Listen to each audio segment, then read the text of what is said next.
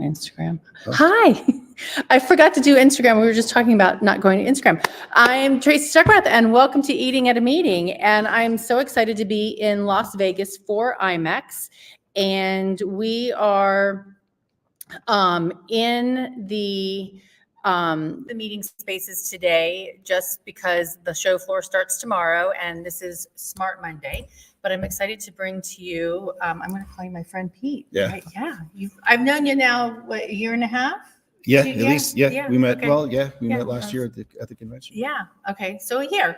And Chef Pete is the Director of Culinary Innovation and Training at Canyon Ranch.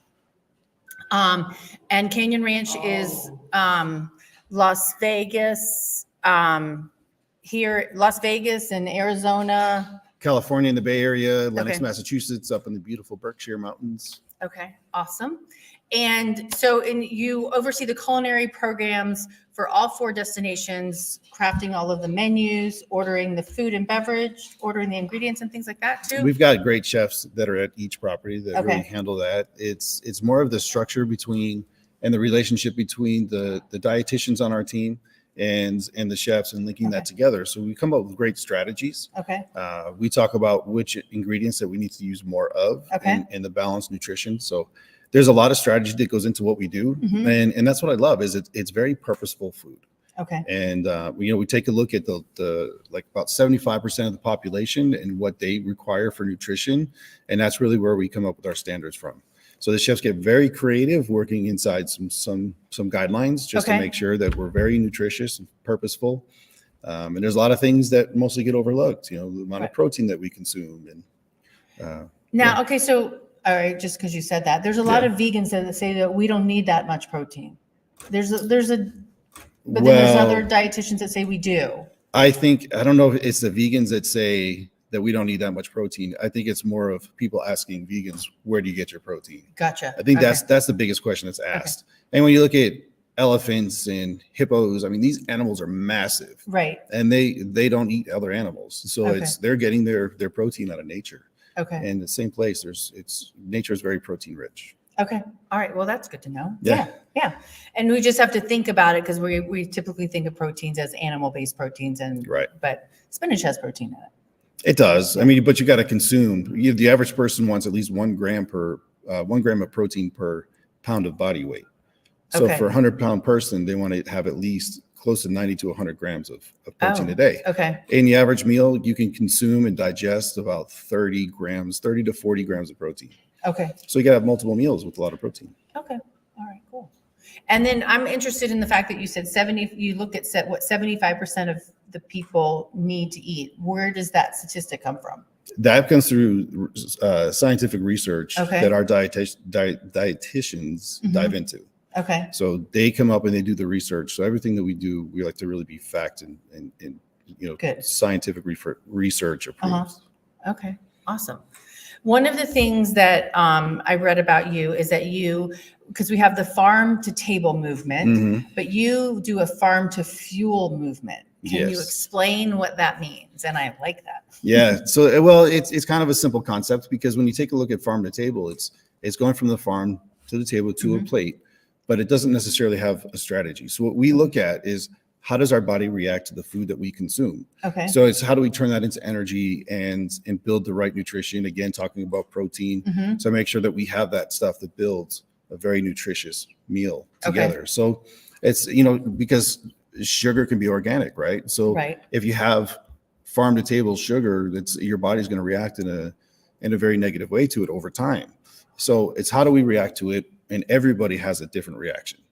So what's really fun is actually our doctors in Tucson will prescribe the continuous glucose monitors for the average person. It's not necessarily diabetic related, just so people could see where their blood sugar spikes.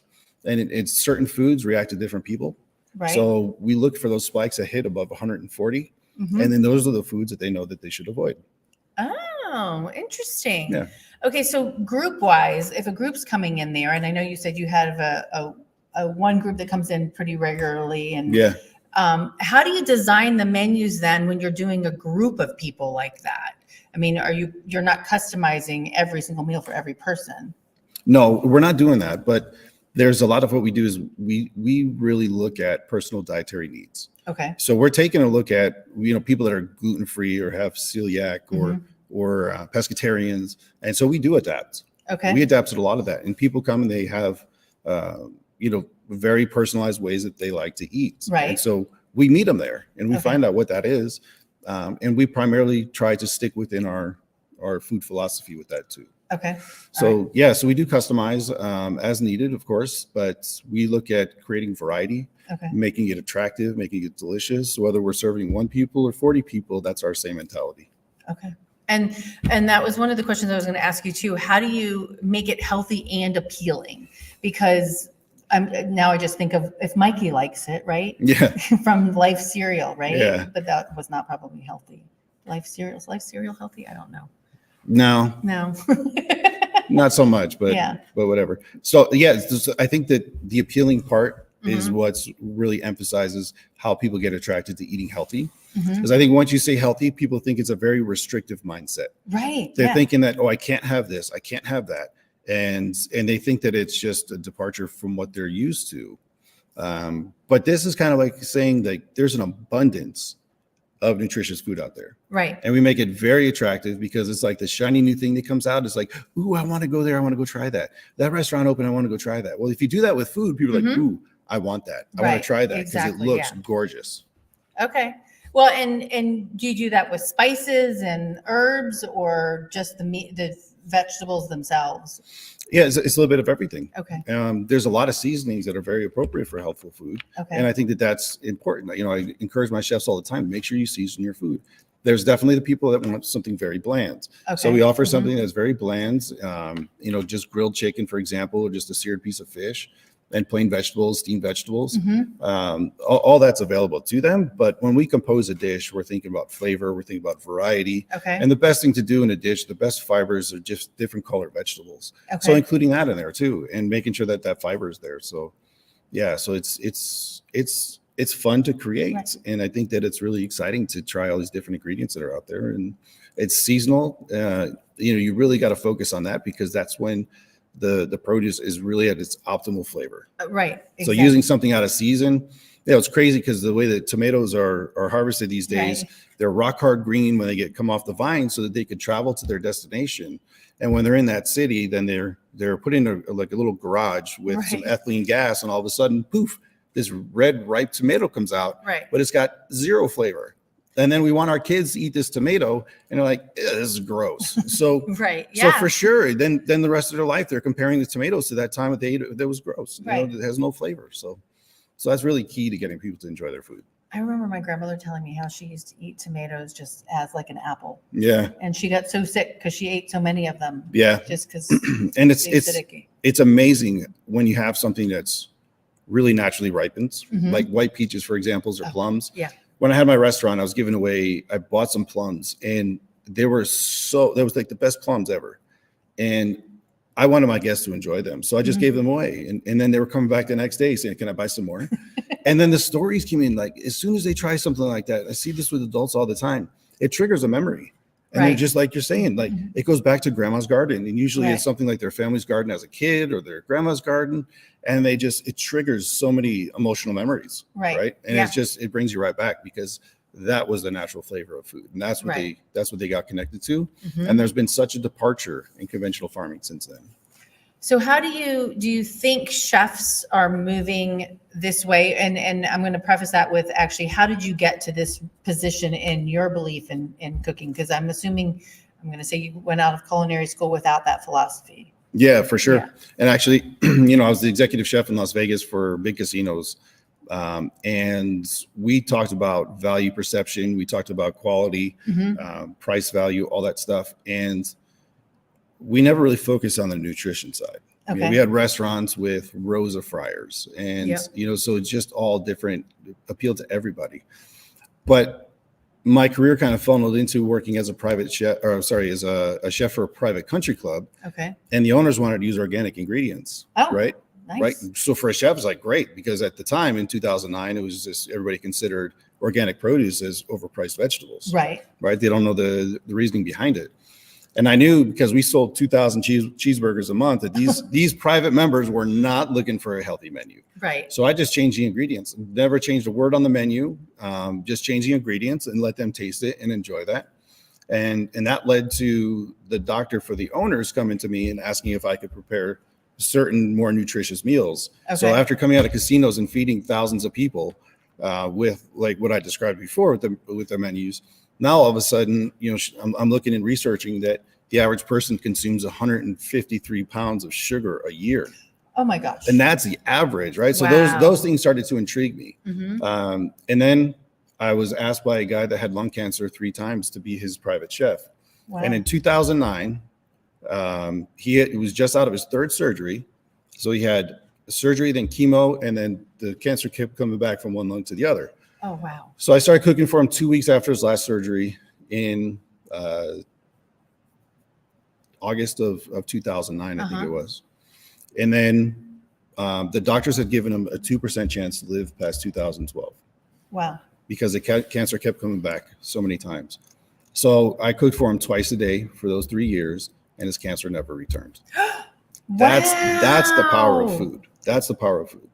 Wow. And he's still living? He's still living. Wow. Yeah. They used to tell me that he was eating the best food in the state of Nevada. So it was enjoyable, and it was not. Can you cook for me every day? Yeah. I'm more expensive these days. I'm sure you are. That's impressive. Wow. And people, because you don't think about what you're eating. You're just eating, right? Yeah. And you're not being purposeful about it. And that's right. So how do we, so back to my question before that is like, how do we get other chefs to think about that? Because I'm also looking at meeting menus. I was just in a hotel citing it. And I mean, my lunch is $85 a person before tax and gratuity for a buffet. And pricey, yes. $85 to $92 per person. Yeah, depending on the day. And how do I know that's really nutritious, right? I mean, how do I get that chef to really understand? And I do have to give him credit. This was the JW at Austin. Chef showed up and he's like, here's where I source all my meat from, a program. Yeah. He sent me here's where I get all my seafood from. He was prepared to talk to me because he learned what I talk about. And so he was really prepared. But how do we go to a hotel and say, we want healthier options, especially break stuff? I mean, break stuff is crap. Yeah. Well, I think you have to really define to yourself what is these more healthful menus. Right. And what's your priority. Okay. So there's some things too that as a chef you could do, especially on a buffet line, because really you want the ratio of food to be 50% of your plate to be vegetables. Okay. 25% some kind of carbohydrate. And vegetables without butter and cheese all over them. Well, ideally. Yeah. Ideally. But seasoned well, right? Yeah. And then 25% of the plate being protein. Okay. So one of the strategies to make sure people get more vegetables is to put those ingredients first. Okay. And the buffet line. You put that first, then you put some starch, because the more vegetables you put on your plate, the less room you have for the other things coming down the line. Right. So then you get to your starches, your potatoes or your rices, and then you get to your proteins, your lean proteins. Okay. So kind of minimizing the saturated fats of red meat by going towards something that's a little bit more lean and less saturated. Okay. So that choice architecture, I think, is really key, because guests aren't necessarily saying, I need to put this much on my plate. But as they go down the line and fill up their plate, it's just kind of working out great that way. Okay. So this is not anything I prepped you for in advance. So I'm like, how do we think about because you mentioned you weren't focused on price, or you weren't focused on the nutrition of the food. You're focused on selling that buffet. And it's typically, here's Monday, Tuesday, Wednesday, Thursday buffet now. How do we change that mentality in a hotel? In the food and beverage director's position? I mean, that's a conversation about bringing in more revenue and that food costs, reducing food costs and things. Can we change that conversation? Yeah, well, there's a couple ways to attack it. I think once, if we have educated meeting planners and they make requests, they're the ones spending the money there. The hotel, or the meeting space is going to listen to the guest. Okay. The other thing too is, I think that we're really listening to demands, and so it's almost always that you'll see a vegan option. Right. And that needs to be higher quality, because I think sometimes it's just like, here's some pasta and tomato sauce and it's vegan, right? So that's not what people are really looking for. Right. They want to have their own protein and excitement and vegetables and everything else included, right? Bright, colorful, happy food. Right. So I think that's slowly evolving. And I think especially in some areas of the country, California is very fresh food, very fresh food focused. Right. Florida has got a lot of fresh seafood going on too. So there's different areas that definitely have slowly evolved into that. Right. Then I know California cuisine is very, very gluten free as well. Right. And so they're accommodating into that too. But personally, I would like for Canyon Ranch, for example, we have probably over 500, maybe 600 recipes posted on our blog. Oh, wow. So it's like, we want to encourage people to eat healthy. Oh, I can go pick them up and then take them to a hotel and say, will you make Chef Pete's recipes? Absolutely. Right. You could take those ideas. It's not, you're not stealing my recipes. We're giving them to you, and it's encouraged, whether it's a restaurant taking that concept, individuals. So yeah, so making those requests, I think are huge, and giving some examples of defining what's helpful to you is key. So, it's an individual journey for everybody, but if you know your guests, then you know what they're asking for. Obviously, a lot of people say I'm pescatarian, I'm vegan. You have to honor all of that stuff too. Right. But if it's a 3 or 4 day event, we recommend eating seafood twice a week. Okay. So you want to have 2 of your menus where maybe 50% of the protein choices are seafood based. Okay. And then the other 25% is red meat and chicken and some other things to accommodate everybody else. But having that choice architecture, primarily those ingredients, and having a strategy over a couple of days. And then also getting strategy around food and beverage. That's huge. Yeah. And the other thing too is, like, when you look at a breakfast menu, it's so easy to serve Danish croissants, muffins, toast, bagels. Right. It's all really high carbohydrate. And the one thing that we're missing really is the biggest opportunity to pick up more protein in our diet is at breakfast. Right. So having more protein options available at breakfast and kind of minimizing the carbohydrates, it's going to be great, because when your attendees at your events are consuming a high carbohydrate breakfast, by 9 o'clock in the morning, they're nodding off during all these presentations, and then they need to rebound from that. So also having very healthful snacks with a strategy for the breaks and having those available all the time is really key. So it keeps that blood sugar kind of maintained at a steady level. So there's not this up and down with energy. And right after lunch, you see everybody nodding off in the presentations and all too. So that's the reaction to the high glucose spike. Right. And it's typically, if you look at the catering menu, it is completely carbs mostly. Yeah. And Nancy just wrote in, no more Danish. Yeah. Exactly. I'm with you. Yeah. It's crazy. And that's what it is. And if I want to add eggs, or I want to change the eggs, it's another $10 to change the type of eggs that I want. And otherwise it's scrambled eggs. And I love my scrambled eggs with spinach and all kinds of vegetables in them. You're not getting that at a hotel. No. Well, they could probably offer that as one option, like a casserole. Right. And they bake the eggs more like a giant frittata and have all that stuff included. And you could have one frittata of the day, and it creates some good variety. And then you have your plain eggs for the people that aren't looking for all that. Right. Yeah. Yeah. My mom is the person that's not looking for that. My dad and I will eat it up. Yeah. But it is really, so if you're going to do a vegan breakfast, how are you going to, what are you going to put in that vegan breakfast option for attendees if you're not, because they're not going to do eggs. So what's your suggestion for vegan breakfast options? So, they're not doing chicken eggs, but there's great egg substitutes. Okay. Right. So for me, it's just egg. Oh, I've had those. Right. So it really mimics, and you could bake with it. You could scramble it. You can make omelets and frittatas. Anything you could do with a chicken egg, you could do with this product. Yeah. And there is protein involved with it, because it comes from a mung bean. Okay. And so that's great bean protein. Right. And there's other things too. You could just have simple smoothie bars, right? Okay. And having vegan protein in the smoothies. You have your just egg out there with the scrambled eggs. You can do tofu scrambles. But you really got to season it. You really got to season that so everybody enjoys it. Yeah. And then but you can make almost anything with tofu. Like you could do a chorizo with it too. Super flavorful. And then you can even add that to the just egg and really increase the protein in it.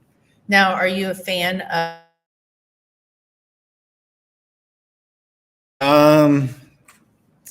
Personally, no. They're not healthy as far as what I've read. Yes. And actually, coming very soon, I'm in a documentary talking about that. Vegan Impossible. Okay. Yep. So it's a different version of Super Size Me, where the guy eats McDonald's 3 times a week. This guy eats vegan fast food 3 times a week. I'm sorry, 3 times a day. Wow. And so you really see what his reaction is to that, right? It's very high in saturated fats, very high in sodium.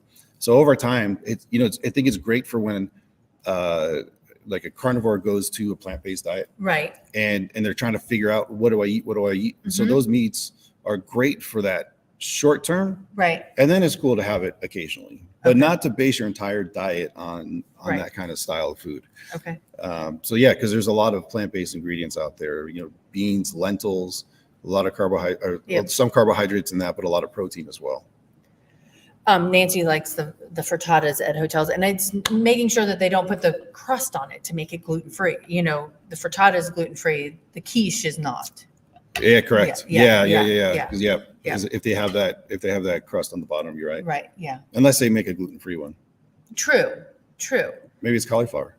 It could be cauliflower. That would be interesting. I mean, and there are some good brands out there of gluten-free flours. I mean, I make my pie crust with King Arthur's pie crust mix. Yeah.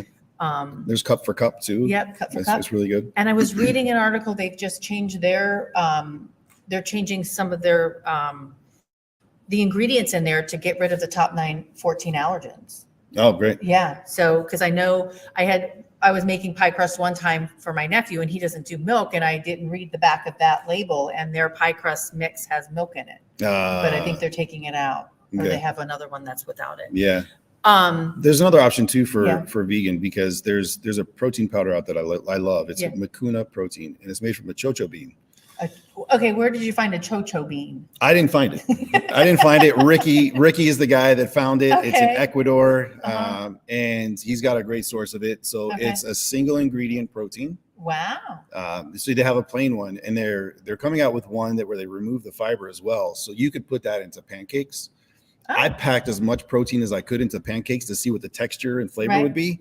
And I mean, it was the highest ratio we could get to, and it still tasted great. It still worked. Wow. Yeah. It wasn't a 400-pound pancake. It was, it was so cool. It was so great. So awesome. You can bake with that. So yeah, maybe putting that into some of the baked goods we see, definitely into the muffins, really easy to incorporate juices. That. Yeah. Does it do well in juices? Like smoothies? Yeah. Smoothies. Absolutely. Yeah. Okay. Mm-hmm. My vitamins. So they have a vanilla flavor out. They have a chocolate flavor. Okay. More cacao. And then they have, I just tried one. It was a cinnamon horchata. Oh. So that one is great for a standalone flavor. Okay. But the other ones I recommend putting into, adding more fiber, fruits, vegetables, all that stuff. Okay, cool. All right. So talking vegan, you were part of launching a vegan restaurant here on the Las Vegas Strip. Yeah. That had been kind of hard. So the restaurant is Truth and Tonic at the Venetian Resort, part of Canyon Ranch, of course. Yep. And the restaurant, the location is up on the spa by the pool. So it's off the casino floor. Okay. And, and it was one of those things where we have another restaurant, the Canyon Ranch Cafe, about 3 minutes down the hallway. So they're very similar, right? It was me writing the menus at the time. They were very, it's very my style. Okay. And I wanted to really differentiate. Okay. So looking at the vegan market, it had grown 300 times in the past couple of years. Wow. It was on a hot streak. So being in a location that's harder to find, if you know anything about a vegan, they're very persistent. Right. They will go after high and low and find that food. Right. So they were the ones hunting us down. They would find us in this location. So it was great, because now there's a reason for people to come from other casinos, which have their own, 50 to 100 food options there alone. Right. Yeah. And they're going to make it down to us because they know that it's a vegan environment. Right. And we have vegan food. So when I changed it, so it was non-vegan previously. Okay. We had renovated the restaurant and had this beautiful new look to it. And I wanted to, get that out of the market more. So, just like what I did with the golf course and the organic produce, I switched it, but didn't really tell anybody. Well, of course we told people it was vegan, but I really didn't change much on the menu at all because there was substitutes that I could use for the food that was on there. Okay. Especially the just egg, because we had a large selection of frittatas that were on the menu. Right. And so I just kept it the same and let it read the same and be very similar because I want it to be approachable by everybody. Right. And nobody asks you when you come in if you're vegan or not. It's like, we don't Right. care. It's everybody comes in, and there's a lot of people trying to incorporate at least more plant-based into their diet, whether they're not fully vegan. But right. that's really important to them, is adding a couple meals, especially people that are on a business trip. Right. Because they've got this wonderful routine at home with their food and their exercise, and then they're on the road and they're out of that environment. So they're looking for something that's more nourishing and not so much of heavy banquet food. So it worked out really well for that purpose. That's why I go to Whole Foods every time I go on a trip. Yeah. And here I haven't gone yet. I typically walk to Whole Foods on the Strip and then take an Uber back with my purchases so that I have stuff in the morning to eat that are healthy, because there's typically, I come back craving vegetables to eat things because you don't get them. Right. I went to dinner last night. There was I think there was a little bit of kimchi, cabbage on something on my filet mignon last night, but otherwise there was no vegetables on the table. Yeah, that's really key. That's really key to so many things. Yeah. And that gut health is just, when you go to a restaurant, you look at a menu, you're not thinking about, what's good for my gut health. But adding those vegetables in is crazy, because that's over 70% of your immune system. And keeping that is just how you extract more nutrients out of the food. Well, just going back to the guy you cooked for. Yeah. That proves that. So I was in Austin last week, and I found out of chance, I looked for gluten-free, and I found this place called The Well, and it is a gluten-free, dairy-free, soy-free, peanut-free, and refined sugar-free restaurant. So everything is free but the food. Yes. All right. Yes. And it was delicious. I mean, I had a chickpea rotini pasta with pesto on it. It was not tree nut free, but it was peanut free. And then I had a kale salad. It had too much dressing on it, but it was good. And there's another place in Austin called Picnic, Piknik, which is the exact same thing. But the Well was packed. Yeah, it was great. I mean, right downtown, and it was super busy, and it was a beautiful ambiance in the restaurant.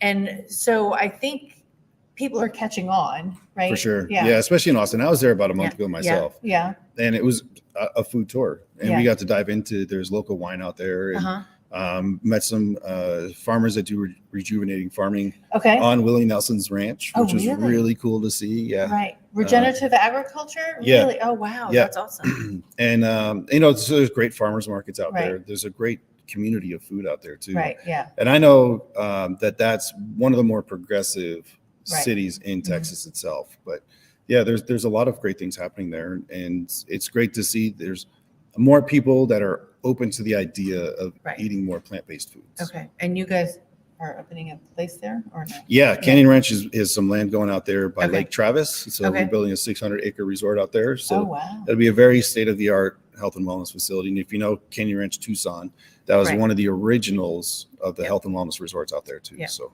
awesome. So we're expanding into the future. Awesome. That's cool. Okay, so what is one simple, I mean, you kind of said it, adding some vegetables in there, but what's one simple change that people can make in their everyday diets to start living healthier lifestyle? And how can chefs help them do that when we're on trips? So I think the biggest thing is, like I said before, everybody thinks that healthy food is restrictive. Right. So even if you're going to go do a plant-based diet, you don't have to restrict anything. The good thing is you could add more. Okay. So you add more fruits and vegetables to your diet. Just start with that. That'll make a huge difference. And then as you adjust and get used to and start craving those ingredients, then you can start reducing red meat out of your diet, pork and things that are high in saturated fats. And the good thing with adding more vegetables to your diet too is that fiber will help remove the carbohydrates that you consume. The sugars and carbohydrates will cling to that fiber. It doesn't get absorbed. And so it helps reduce the amount of absorption with that stuff too. So there's a lot of benefits to it. And I think that's really probably the biggest key is just to add more of that to start. And then maybe you start to go with one plant-based meal a week, or maybe it's 2 a week, or maybe just for lunch, you're kind of doing that. So it's not that it's restrictive at all. And in fact, you get to add more things to your diet. Well, and like maybe vegan January or veganary in January. So we'll pull some of your recipes up for veganary, and we could talk about it then too. Sure. How do you get rid of the craving of sugar?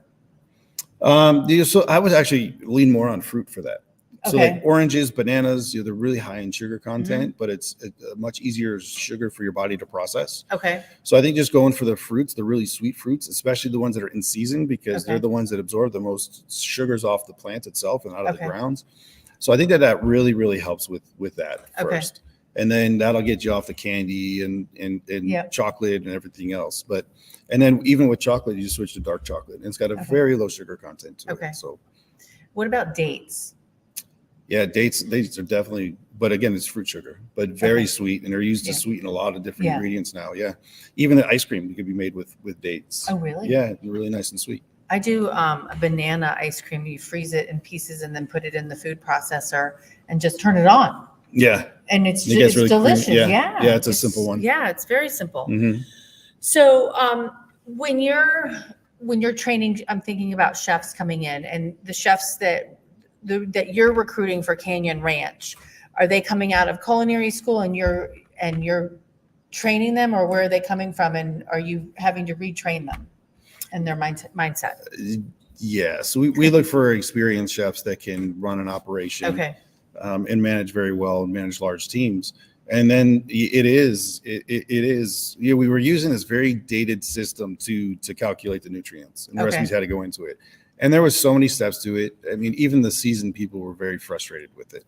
So that was, tough to get them through, but we've got something now that's so much simpler and streamlined and easy to use. And so that is helping people adjust to it, but they got to find alternatives to some of the ingredients, right? So it's like, just start with the recipe and they see what looks good and tastes good. And then they have to put it through the calculations to see what those nutrients are in the guidelines. They might find that something's really high in fat.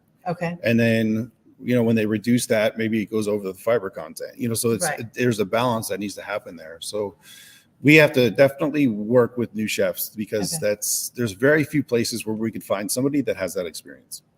So it's not very common to find. And if there's, some people that come in with a knowledge of nutrition, sometimes it doesn't match our philosophy. So sometimes that's a little tougher to retrain somebody that already has, kind of a thought process in mind already, versus taking somebody just like a sponge, just like, okay, where do I start? What do I do? And we've all started there. That's how I started. Now, there's some chefs that I've met, it kind of similar in your situation too, is that because of their family situation or their personal situation, they're a lot more knowledgeable about making changes and accommodating dietary needs, and I just want them all to be that way. You definitely get some egos out there with chefs, and they're very stubborn and very set eat the in way their I ways. eat or cook. You can't order a steak well done. No way. Right. But I think definitely because disease is so common these days, right? 1 in 2 men and 1 in 3 women are diagnosed with cancer in their lifetime. Every 38 seconds, somebody in the United States is dying of a heart attack or heart-related death. Those numbers are crazy. So maybe the chefs aren't necessarily considering that their guests are affected by that. But we got families too, right? So it affects us outside of work. And then, that really helps change your thought process of building a menu. And, you go for a loved one's doctor's appointment, and they're talking about saturated fats and what condition their heart's in and how they could have a heart attack at any moment. It scares the crap out of you. So it's like, whoa, okay. So all this stuff that I've been using at work, like, God, it's like feeding my guests poison. So helping that, is really, I think, helping to influence menus in a different way. And I think that there's, especially with social media, there's been a lot of documentaries that come out on Netflix. So there's been a lot of information passed around about what's more of a healthful way to eat. And so I think once people see that, the chefs see that, then it influences their decisions on the menus. Now they're adding, instead of just one vegan item, there might be 2. Or they'll put a note like this could be offered as a vegan option. So there's a lot of that. Even steakhouses are coming up with bigger vegan menus, right? Because they're trying to expand their audience. It's revenue. It is. And it's the same thing with strictly vegan restaurants, is they even though they can stick with vegan, but they have to do it in a way that appeals to non-vegans as well. Yeah. Because the vegan market itself is very tough to survive on. And we see a lot of restaurants out here that are vegan, either closing down or changing their business strategy because they're not appealing to that larger audience. Right. And so you need to appeal to everybody. The same approach I took to Truth and Tonic, it was very successful, but we've got to appeal to everybody, not just a pigeonhole into one little group. The raw vegan market, oh my God, those people that do it is very, very slim. It's very short term for a lot of people because it's a tough lifestyle, and especially if you're traveling or something, to find those ingredients on the road, those menus. Yeah, that's a challenge. All right, I want to bring it back. 2 more questions. Okay. So food allergies. There's the food code was changed in 2022 to recommend, because the food code's just a guideline, that unpackaged food should be labeled if it contains any of the top 9 allergens. Yeah. There's only 5 states that are adopted the 2022 food code. I don't know where Arizona and Las Vegas are. But how do food allergies can kill. For sure. How do we get more people to understand that happens and it's a real thing, and to understand to take those ingredients seriously? Yeah. So a couple of things on that. So we're pretty much talking like a banquet, right? A buffet line. Yeah. Or restaurants. Yeah. Well, yeah. So when it's self-serve or they're getting food that doesn't have, like, even on a menu for sure, we need to highlight, right? So even now it includes sesame. So anything that includes those allergens has to be called out. And for chefs, what I tell my team is that if somebody asks on a buffet line, if they're going through a buffet, what's safe to eat, is that one of the chefs has to come out of the kitchen that knows those ingredients very well and play the safe, not safe game. Right. So this is safe, not safe. Stay away from that. Stay way away from that. And then if that's not an easy way to go, is then make them something in the kitchen that's safe. So right? Because we can't play these games anymore. And there's a lot of things too, especially with wheat, the way that we're genetically modifying it, that our bodies can't digest it the way that it used to. And so we've got to really pay attention to these people because there's such a high rate. I think it's about 10% of guests now have an actual allergy. And then there's a lot of those people too that say they have an allergy, but it's maybe just an intolerance. And then of course there's just the ones that have a preference.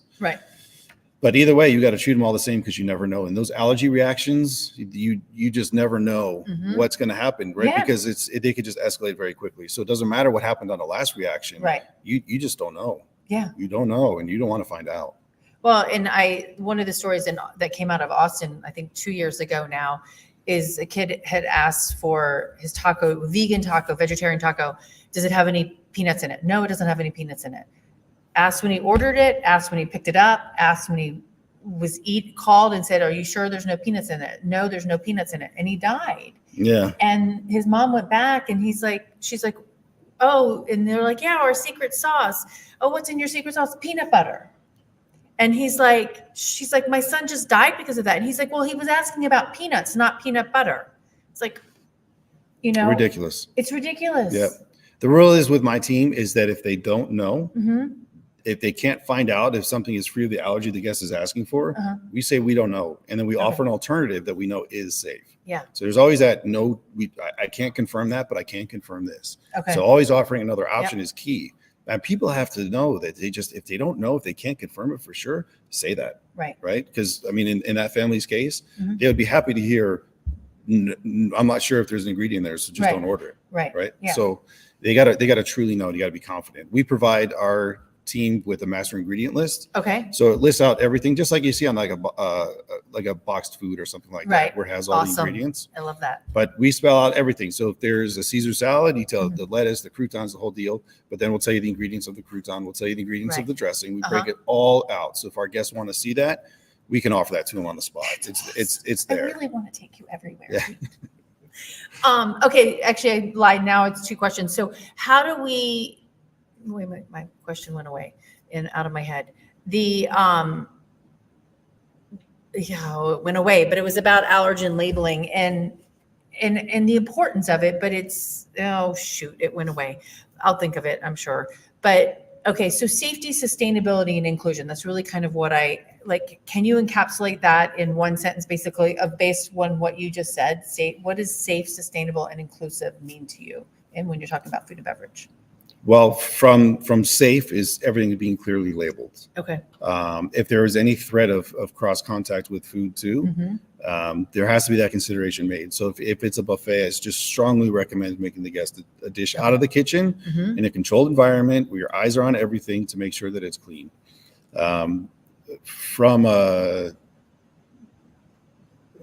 From an inclusion standpoint, of course, is for offering variety, but then there's the halal. There's other requests that are out there that are very important. So a lot of times it takes community partners to do that, and you have to admit that you're not the best at everything, and there's other people that can do it better, and those are your partners. Those are the people that will enhance your customer experience.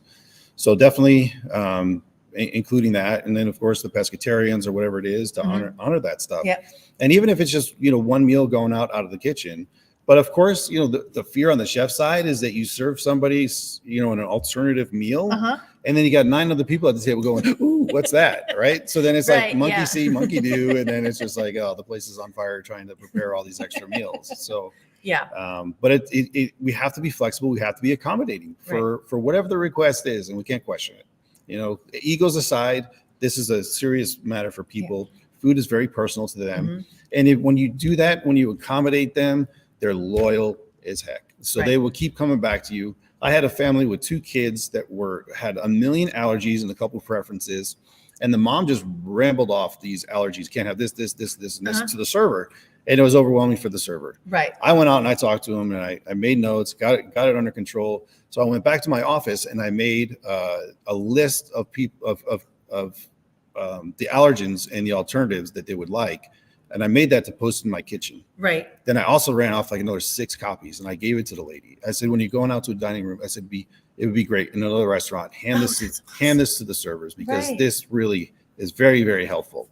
That family came back to see us for 7 days that they were there. And then the grandparents were there for like another 11 days. They came back to see us every day. Wow. That's revenue. It's huge, right? It's huge. Because, when you have a kid with an allergy, there's a network of people that you talk to, right? So when they're like, well, we're going to Las Vegas, where should we go? Where is safe? And the family used to speak out, go to Canyon Ranch, right? That chef really took care of us. So that's huge, right? That's huge. It's tough. It's scary to work with, especially when it's busy. But it builds that loyalty, and then the integrity. Like, you feel good doing that for somebody. All right. So my question comes in, does tie into that. It's like, so you just gave the case. I'm like, there's loyalty, there's money in that, but there's all the people. Well, we're not a nut-free environment, or we're not a gluten-free environment. We can't do that. We can't promise you that. Well, you know what? That's a real thing. Right. We're not nut-free. We're not gluten-free, and all that stuff. There is a chance. But it's on the chef and on the culinary team to do the best that they can to prevent that from happening. And it can be done. Yeah, there's a lot. Most restaurants now, especially for breakfast, have 2 different toasters. One's gluten-free, one's not. We've got 2 pizza ovens in the W Cafe in Tucson. The top one is for gluten-free only. The bottom one is for gluten.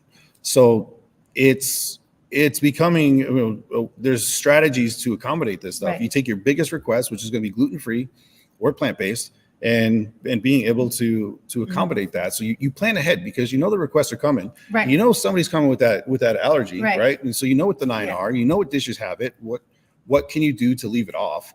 And then, the kitchen's got to remember too that it's the protein that people are reacting to. So if you put cheese on a burger, for example, oh, that's no cheese, and you take that cheese off, that protein is still there. You can't see it, but it's there, right? So we got to be smart about that.